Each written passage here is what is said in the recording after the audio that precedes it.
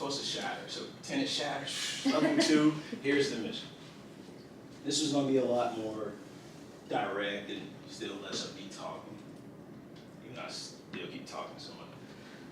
One small act of kindness can inspire a ripple effect that transforms lives. Like I mentioned, you never know what happens when that guy got out of the car, how his life changed.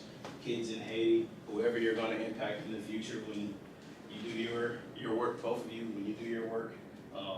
You are the storytellers of this wish journey, so let's make this dream a reality. So this is kind of like your graduation, because y'all guys have already done this, so I don't have to talk too much about the impact you kind of know. But something I thought was helpful when I was listening to Jameer is having a pitch. You know, you got to tell the same story over and over and over again, especially as you were a cancer patient as a teenager, and then you are cured and healed. That's going to inspire so many other people after, and he's just now learning to practice his story. He's going to have to tell this story over and over. So I just want you to just kind of think about what you just did in a very simple way. And we don't have to tell about Jameer, but this is the story of Jameer, he's a freshman, so 19, I'm assuming, 18, 19-year-old who has a wish to meet Stephen Curry.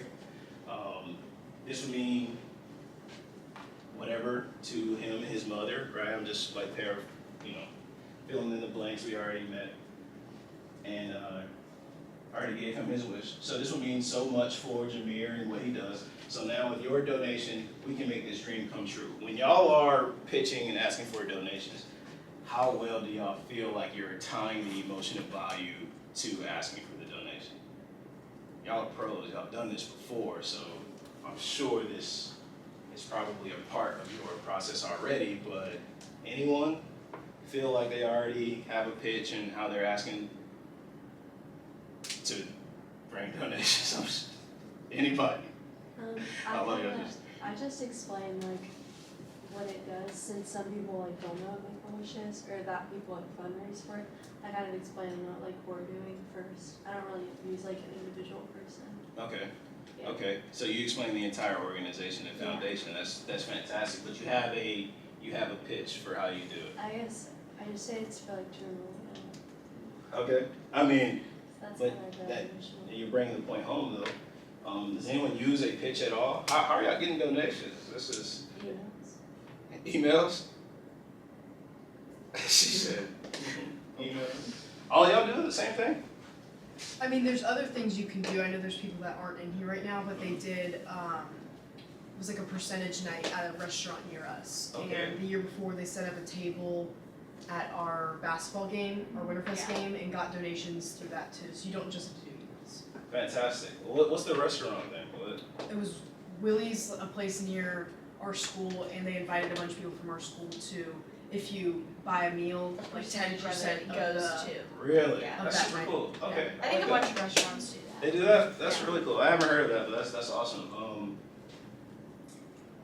The reason I thought this was important is just for the juniors in here that are going to be back next year. Y'all already have ideas. I don't know how well y'all network with each other. Y'all seem like a tight-knit group, but there are different techniques and different methods that can help if you were struggling. Always connect with other people. I always do a pitch. Regardless of if I'm pitching for Make-A-Wish Foundation or pitching for Pitch Play, you're going to have to go through this in life moving forward. You're going to have to meet somebody and think of it, what we call as an elevator pitch. How can that person remember you in 30 seconds? Whether you're trying to interview for a job, whether you're going on a date. I shouldn't suggest this to you all when your parents end up killing me, but someone has to remember you in 30 seconds. Who are you? What is it that you're aiming to do?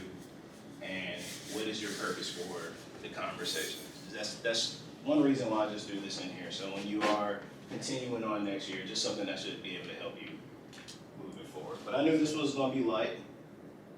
So then the last one, you already have your story, you already understand your skill tree, you already understand what you do. You now have methods to connect your story to other people. So now here's the ripple effect.